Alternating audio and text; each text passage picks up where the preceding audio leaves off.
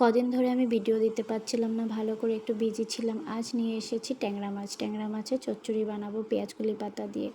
তো ট্যাংরা মাছ নিয়েছি আর পেঁয়াজ নিয়েছি একটি কুচো করে, একটা ম্যাশ করে নিয়েছি।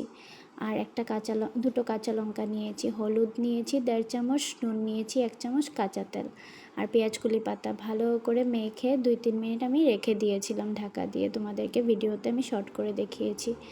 পেঁয়াজ কলির পাতার জন্য এই রেসিপিটা আরও ভালো লাগে। পেঁয়াজ কলি পাতা তো এটা দিতেই হবে, এটা না দিলে হবেই না। আর পেঁয়াজ কলি পাতার সেন্টটা অনেক ভালো লাগে। কারা এরকম মাছ পেঁয়াজ কলি পাতা দিয়ে বানিয়ে খাও আমাকে একটু কমেন্টসে জানাবে।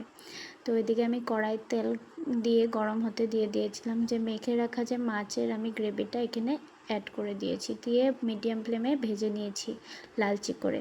তো যখন ভাজা হয়ে এসেছে তারপর আধা গ্লাসের মতো আমি জল দিয়েছি, আর জল দিয়ে জাল উঠিয়ে নিয়েছি। যখন একদম মাখা মাখা হয়ে আসবে, একদম গ্রেভিটা শুকিয়ে যাবে, তখন আমি তুলে নিয়েছি। আমার হাজব্যান্ড কেন সবাই খেয়ে এই রেসিপিটা অনেক ভালোবাসে। তোমরাও একবার বানিয়ে দেখবে, তোমাদেরও ভালো লাগবে নিশ্চয়ই। কীরকম লাগলো ভিডিওটা একটু আমাকে কমেন্টসে জানাবে, আর যদি ভালো লেগে থাকে একটু লাইক কমেন্ট শেয়ার করে দেবে।